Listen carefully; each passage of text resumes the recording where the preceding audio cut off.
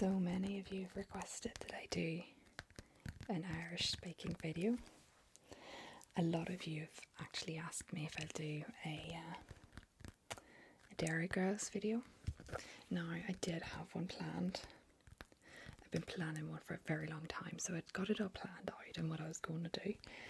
However, it didn't come out how I was expecting it to. I was really disappointed. So, I mean, the ideas are still there, but it's not really sort of come out the way I was anticipating. So, it's not a write-off, but it's not going to work for the time being. So, if you've got any suggestions as to what you'd like to see, then by all means let me know. But for the time being, I thought I'd do just a bedtime story, reading with a Derry accent, or my attempt at a Derry accent, because I've been practicing an awful lot. I've watched season 1 and season 2 of Derry Girls like relentlessly, mainly because it's just so good and so entertaining, but also because I've just been trying to practice and kind of make sure I've got it to the best that I can. So yeah, let me know. Okay, so this book, if you didn't see the title, is The Giraffe and the Pelly and Me, illustrated by Quentin Blake. This is a classic childhood book. And, oh, no, it is that side first. I read this time and time again as a child. One of my favourites, but it is quite a long one, that's the only thing. A lot of writing in it. Not far from where I live, there is a queer old empty wooden house standing all by itself on the side of the road. I long to explore inside it, but the door is always locked, and when I peer through a window, all I can see is darkness and dust. I know the ground floor used to be a shop once because I can still read the faded lettering across the front which says The Grubber. My mother has told me that in our part of the country, in the olden days, a grubber was another name for a sweet shop. And now every time I look at it, I think to myself what a lovely old sweet shop it must have been. On the shop window itself, somebody has painted in white the words "For Sale." One morning I noticed that "For Sale" had been scraped off the shop window, and in its place somebody had painted "Sold." I stood there staring at the new writing and wishing like mad that it had been me who had bought it, because then I would have been able to make it into the grubber all over again. I've always longed to own a sweet shop. The sweet shop of my dreams would have been loaded from top to bottom with sherbet suckers, caramel fudge, Russian toffee, sugar snorters and butter gumballs, and thousands of other glorious things like that. Oh boy, what I couldn't have done with that old grubber shop if it had been mine.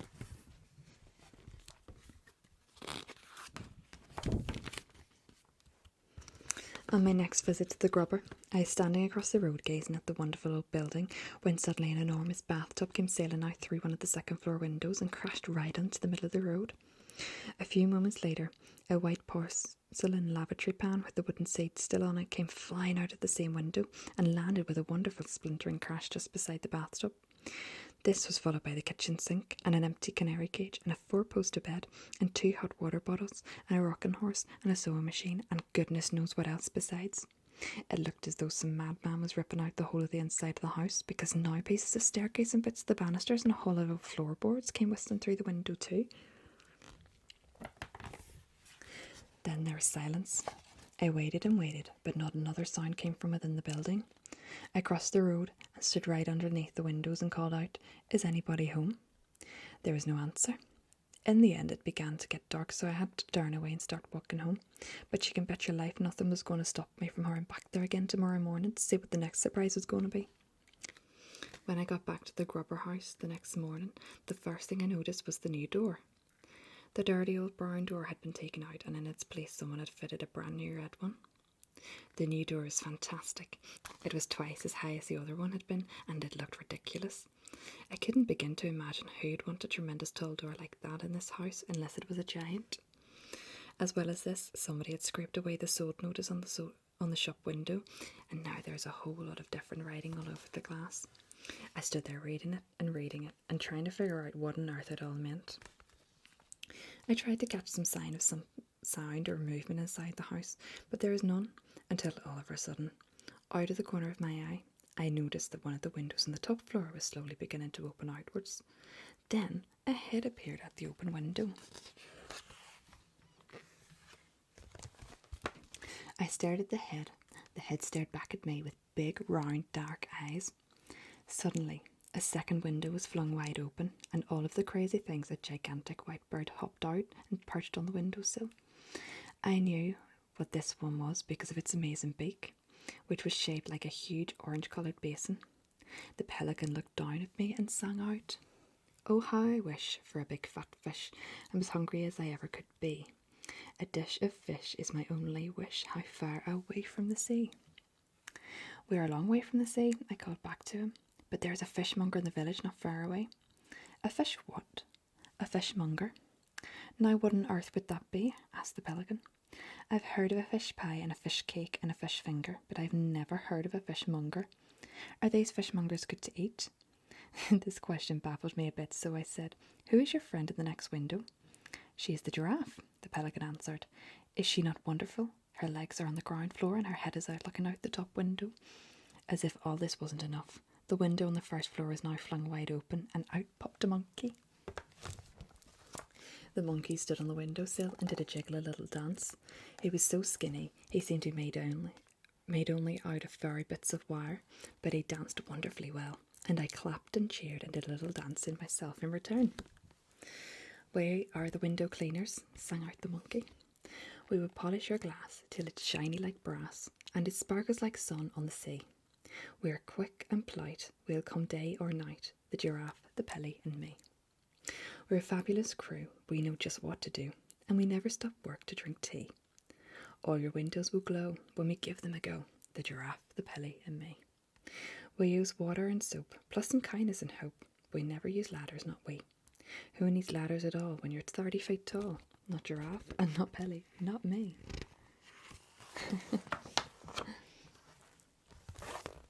I stood there enthralled.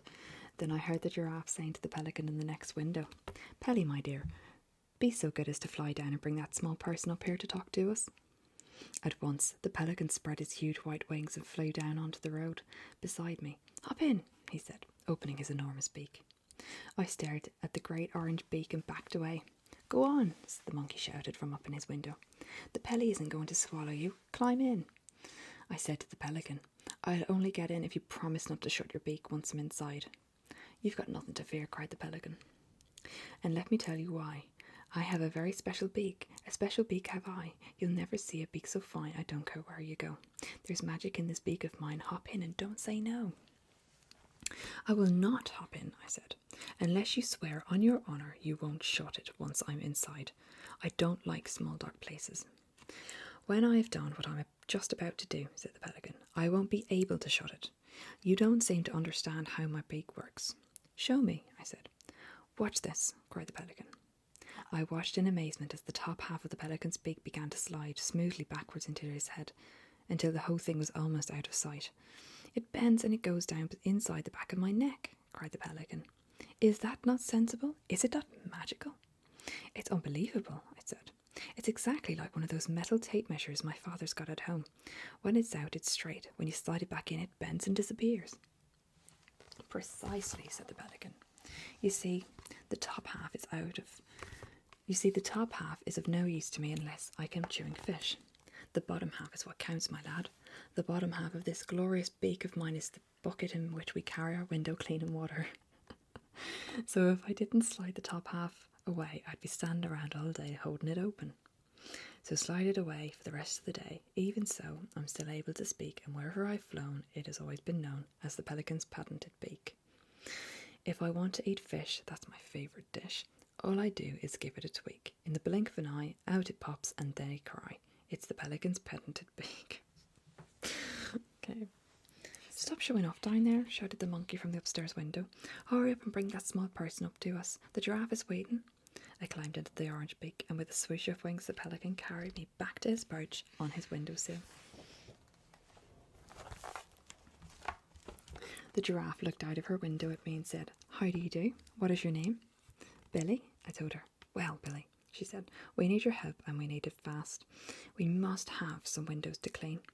We spent every penny we had on buying this house, and we've got to earn some money quickly. The Pelly is starving, the monkey is vanished, and I'm perishing with hunger. The Pelly needs fish, the monkey needs nuts, and I'm even more difficult to feed. I'm a Geranius giraffe, and Geranius giraffe cannot eat anything except the pink and purple flowers of the twinkle tinkle tree. But those, I am sure you know, are hard to find and expensive to buy. The pelican cried out, right now I'm so hungry I could eat stale sardines. Has anyone seen a stale sardine or a bucket of rotten cod? I'd eat the lot upon the spot, I'm such a hungry bod. Every time the pelican spoke, the beak was standing and jiggled madly up and down, and the more excited he got, the more it jiggled. The monkey said, what Pelly's really crazy about is salmon. Yes, yes, cried the pelican. Salmon, oh glorious salmon. I dream about it all day long, but I never get any. And I dream about walnuts, shouted the monkey. A walnut fresh from the tree is so scrumptious, scrumptious, so flavoury, savoury, so sweet to eat that it makes me all wobbly just thinking about it. At exactly that moment, a huge white Rolls Royce pulled up outside the house, and a chauffeur in a blue gold uniform got out, his carrying an envelope in one gloved hand. Good heavens, I whispered, that's the Duke of Hampshire's car. Who's he? Asked the giraffe. He's the richest man in England. The chauffeur knocked on the door of the grubber. We're up here, said the giraffe. He looked up and saw us. He saw the giraffe, the Pelly, and the monkey, and me all staring down at him from above, but not a muscle moved on his face, not an eyebrow was raised. The chauffeurs of very rich men are never surprised by anything they see. The chauffeur said, His Grace the Duke of Hampshire has instructed me to deliver this envelope to the ladderless window cleaning company. That's us, cried the monkey. The giraffe said, Be so good as to open the envelope and read the letters to us. The chauffeur unfolded the letter and began to read. Dear sirs, I saw your notice as I drove up this morning. I have been looking for a decent window cleaner for the last 50 years, but I have not found one yet. My house has 677 windows in it, not counting the greenhouses, and all of them are filthy. Kindly come and see me as soon as possible. Yours truly, Hampshire. That, added the chauffeur in a voice filled with awe and respect, was written by His Grace the Duke of Hampshire in his own hand. The giraffe said to the chauffeur, Please tell His Grace the Duke that we will be with him as soon as possible. The chauffeur touched his cap and got back into the Rolls Royce. Whoopee, shouted the monkey. Fantastic, that must be the best window cleaning job in the world. Billy, said the giraffe, what is the house called and how do we get there? It's called Hampshire House. It's just over the hill. I'll show you the way. We're off, cried the monkey. We're off to see the Duke.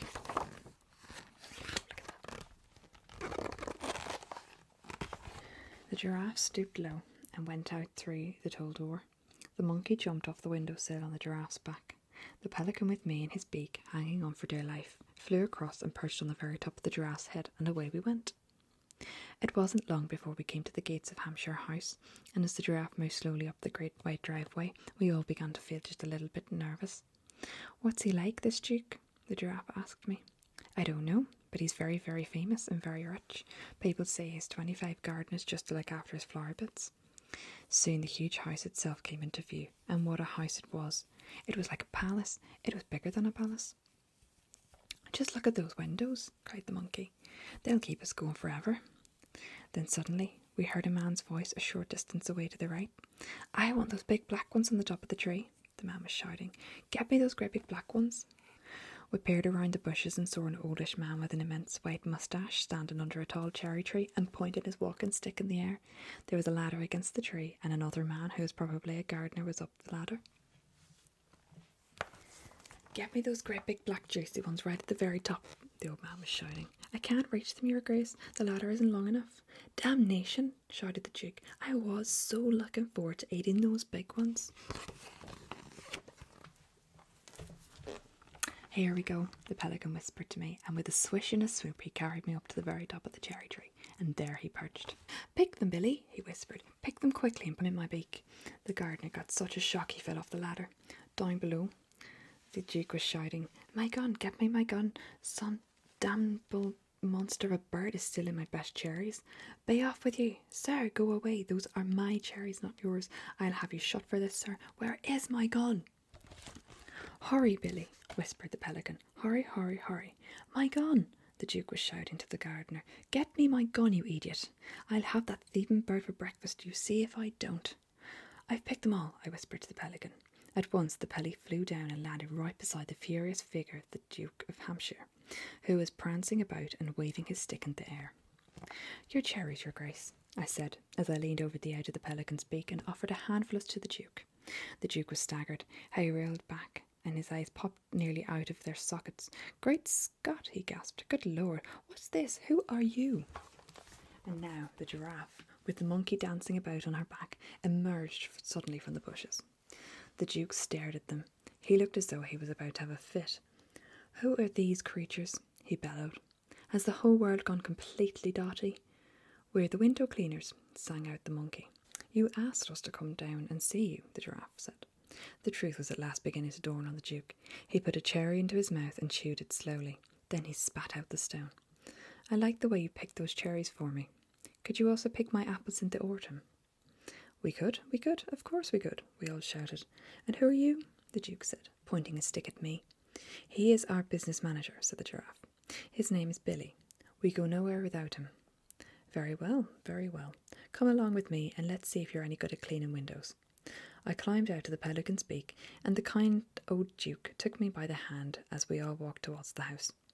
When we got there, the Duke said, "What happens next?" "It's all very simple, your grace. I'm the ladder, the pelly's the bucket, and the monkey's the cleaner. Watch us go."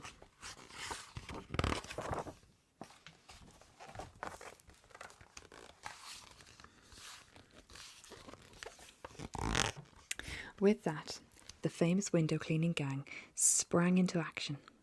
The monkey jumped down from the giraffe's back and turned on the garden tap. The pelican held his great beak under the tap until it was full of water. Then, with a wonderful springy leap, the monkey leapt up once again onto the giraffe's back. From there he scrambled, as easily as if he were climbing a tree, up the long neck of the giraffe until he stood balancing on the very top of her head. The pelican remained standing on the ground beside us, looking up at the giraffe. "We'll do the top floor first," said Giraffe. "Bring the water up, please." The Duke called out, "Don't worry about the top floors, you can't reach them anyway." "Who says we can't reach them?" The giraffe called back. "I do," said the Duke. "And I'm not having any of you risking your silly necks around here. If you wish to be friends with the giraffe, never say anything bad about its neck. Its neck is its proudest possession. What's wrong with my neck? Don't argue with me, you foolish creature. If you can't reach it, you can reach it, and that's the end of it. Now get on with your work." "Your grace," said the giraffe, giving the Duke a small superior smile, "there are no windows in the world I cannot reach with this magical neck of mine." The monkey, who was dancing about most dangerously on top of the giraffe's head, cried out, "Show him, Giraffe. Go on, show him what you can do with your magical neck." The next moment the giraffe's neck, which heaven knows was long enough already, began to grow even longer and longer and longer, and higher and higher and higher.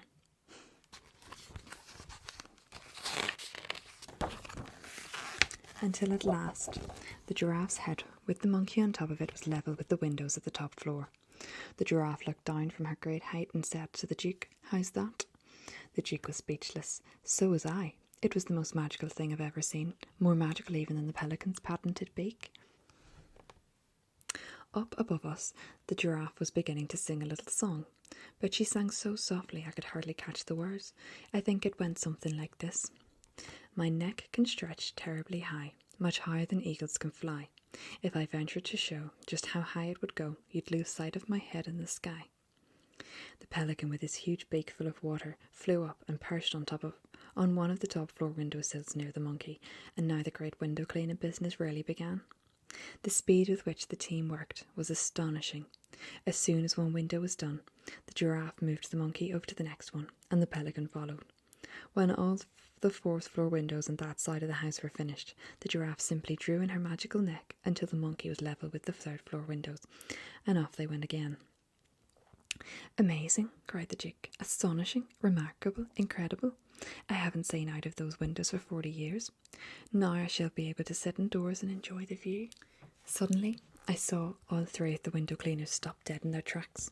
They seemed to freeze against the wall of the house. None of them moved. "What's happened to them?" the Duke asked me. "What's gone wrong?"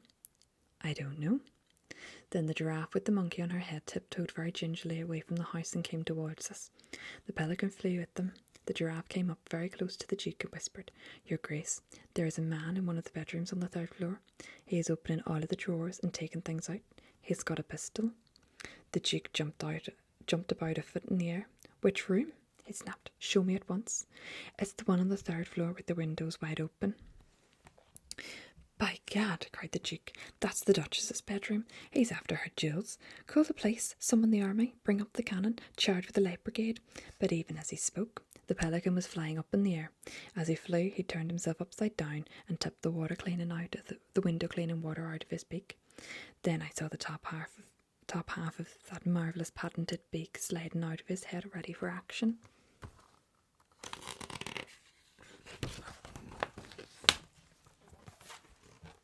"What's that crazy bird up to?" cried the Duke. "Wait and see," shouted the monkey. "Hold your breath, old man, hold your nose, hold your horses, and watch the belly go." Like a bullet, the pelican flew in through the open window, and 5 seconds later out he came again with the great orange beak firmly closed. He landed on the lawn beside the Duke. A tremendous banging noise was coming from inside the pelican's beak. It sounded as though someone was using a sledgehammer against it from the inside. "He's got him!" cried the monkey. "Pelly's got the burglar in his beak." "Well done, sir," shouted the Duke, hopping about with excitement. Suddenly he pulled the handle of his walking stick upwards, and out of the hollow inside the stick itself he drew a long, thin, sharp, shining sword. "I'll run him through," he shouted, flourishing the sword like a fencer. "Open up, pelican, let me get him. I'll run the pounder through before he knows what's happened to him. I'll spike him like a pat of butter. I'll feed his gizzards to my foxhounds." But the pelican did not open his beak. He kept it firmly closed and shook his head at the Duke. The giraffe shouted, "The burglar is armed with a pistol, Your Grace. If Pelly lets him out now, he'll shoot us all." "He can be armed with a machine gun for all I care," bellowed the Duke, his massive moustaches bristling like brushwood. "I'll handle the blighter. Open up, sir, open up." Suddenly, there was an ear-splitting bang and the pelican leapt 20 feet into the air. So did the Duke. "Watch out," the Duke shouted, taking 10 rapid paces backwards. "He's trying to shoot his way out." And pointing his sword at the pelican, he bellowed, "Keep that beak close, sir. Don't you dare let him out. He'll murder us all." "Shake him up, Pelly," cried the giraffe. "Rattle his bones, teach him not to do it again." The pelican shook his head so fast from side to side that the beak became blur, and the man inside must have felt he was being scrambled like eggs. "Well done, Pelly," cried the giraffe. "You're doing a great job. Keep on shaking him so he doesn't fire the pistol again." At this point, a lady with an enormous chest and flaming orange hair came flying out of the house screaming, "My jewels! Somebody's stolen my jewels! My diamond tiara, my diamond necklace, my diamond bracelets, my diamond earrings, my diamond rings! They've had the lot! My room's been ransacked!" And then this massive female, who 55 years ago had been a world-famous opera singer, and suddenly burst into song. "My diamonds are over the ocean, my diamonds are over the sea, my diamonds are pinched from my bedroom, oh, bring my diamonds back to me."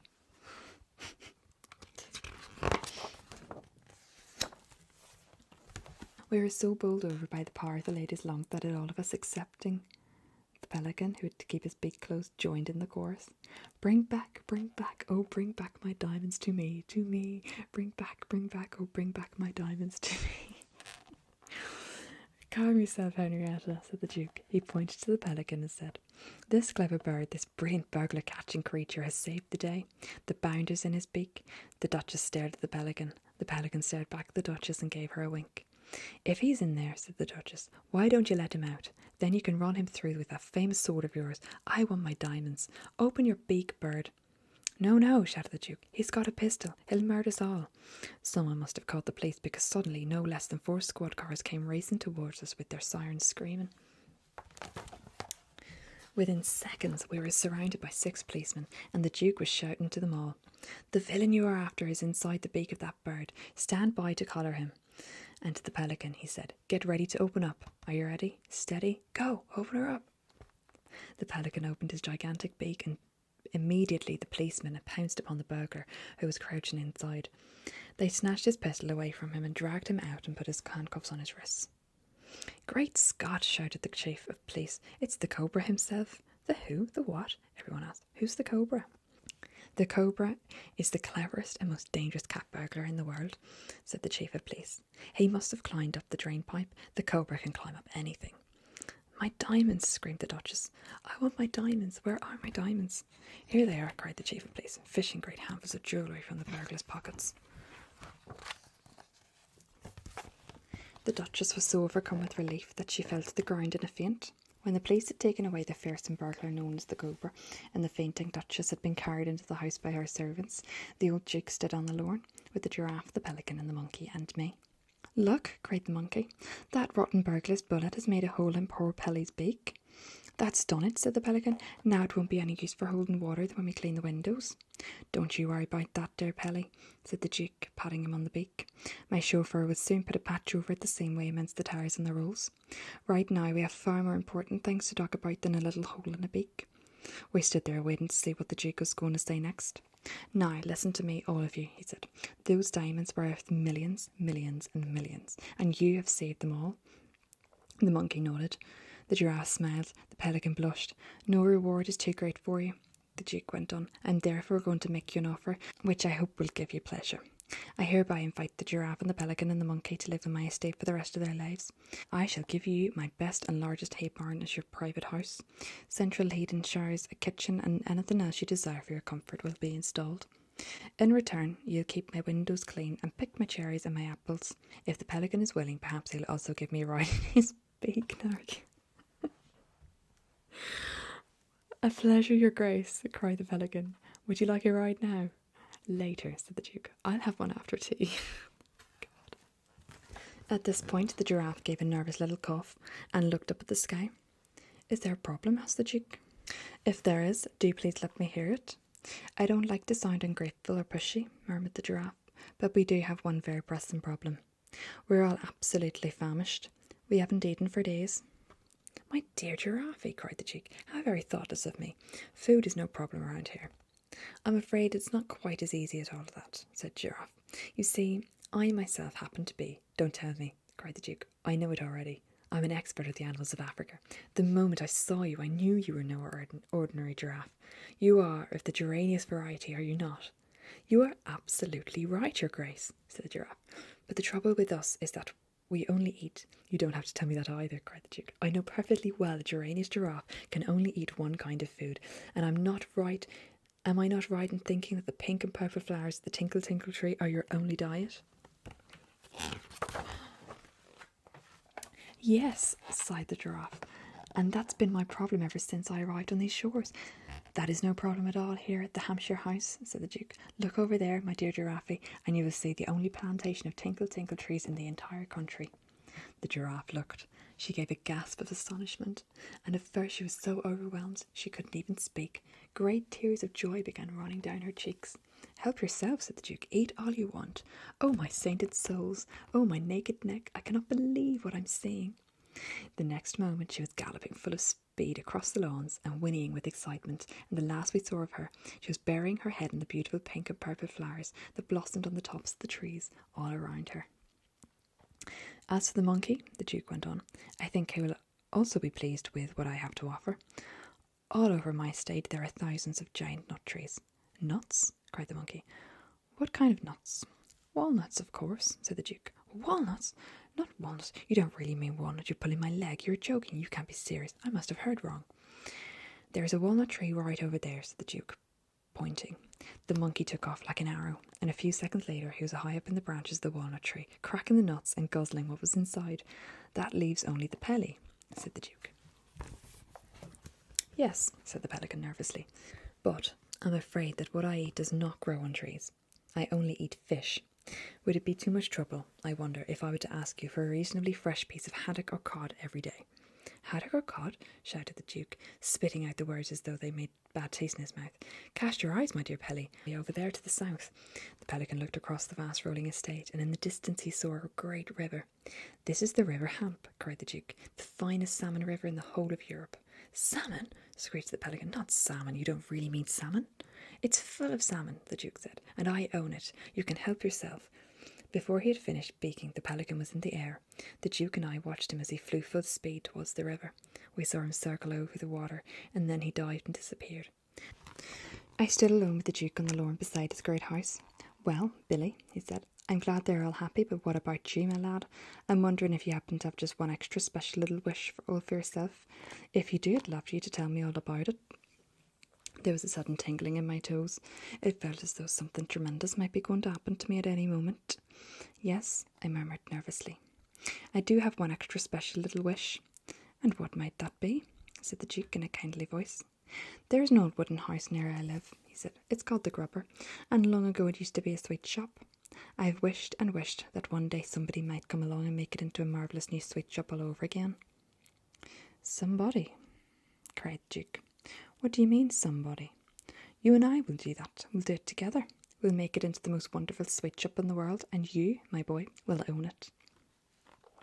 Whenever the old Duke got excited, his enormous moustaches started to bristle and jump about. Right now they were jumping up and down so much it looked as though he had a squirrel on his face. By God, sir, he cried, waving his stick, I should buy the place today. Then we'll all get to work and have the whole thing ready in no time. You just wait and you see what sort of sweet shop we're going to make out of this Grubber place of yours. It was amazing how quickly things began to happen after that. There was no problem about buying the house because it was owned by the giraffe and the pelly and the monkey, and they insisted upon giving it to the Duke for nothing. Then builders and carpenters moved in and rebuilt the whole of the inside so that once again it had 3 floors. On all these floors they put together rows and rows of tall shelves, and there were ladders to climb up to the highest shelves and baskets to carry what you bought. Then the sweets and chocks and toffees and fudges and nuggets began pouring in to fill the shelves. They came by aeroplane from every country in the world, the most wild and wondrous things you could ever imagine.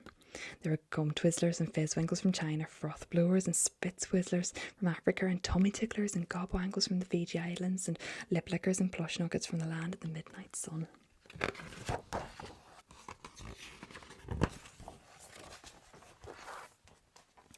For 2 whole weeks the flood of boxes and sacks continued to arrive, and I could no longer keep track of all the countries they came from, but you can bet your life that as I unpacked each new batch I sampled it carefully. I can remember especially the giant wang doodles from Australia, every one with huge ripe red strawberry hidden inside its crispy chocolate crust, and the electric fizz cocklers that made every hair on your head stand straight up on end as soon as you popped one into your mouth. And there were niche nobblers and gum glotters and blue bubblers and sherbet slurpers and tongue rakers, and as well as all this there was a whole lot of splendid stuff from the great Wonka factory itself.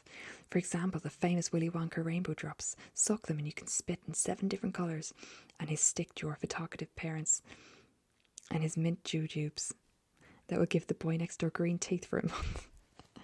On the grand opening day I decided to allow all my customers to help themselves for free, and the place was so crowded with children you could hardly move. The television cameras and the newspaper reporters were all there, and the old Duke himself stood outside in the road with my friends and the giraffe and the pelly and the monkey, watching the marvellous scene.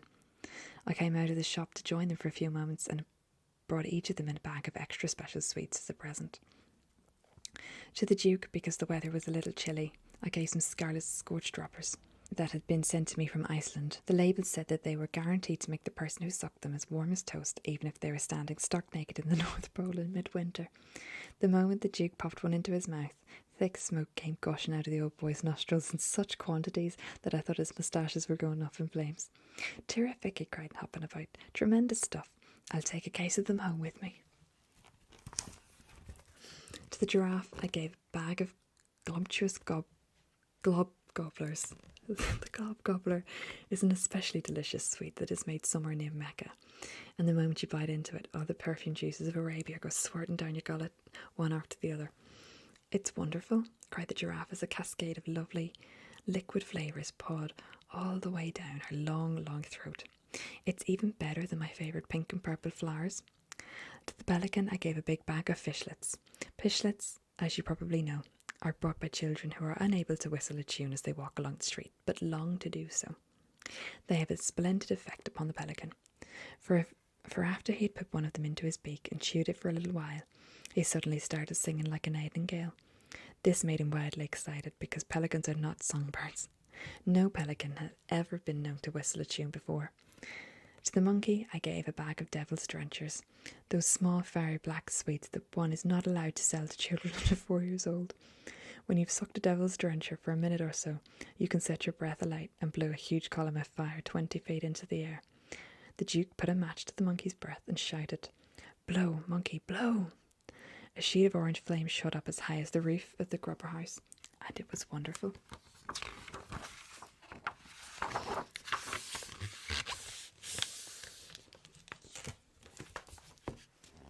I've got to leave you now, I said. I must go and look after my customers in the shop. We must go too, said the giraffe. We have 100 windows to clean before dark. I said goodbye to the Duke, and then one by one I said goodbye to the 3 best friends I'd ever had. Suddenly we all became very quiet and melancholy, and the monkey, he looked as though he was about to cry as he sang me a little song of farewell. We have tears in our eyes as we wave our goodbyes. We so love being with you, we 3. So do please now and then come and see us again, the giraffe and the Pelly and me. All you do is to look at a page in this book, because that's where we always will be.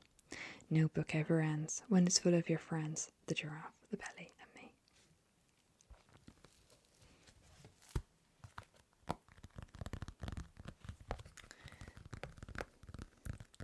Such a sweet tale. I love it. And I hope you enjoyed it too. And I hope I didn't do a terrible job for you. I know it waves, it gets stronger and weaker at different pages as I get sort of engrossed in the book.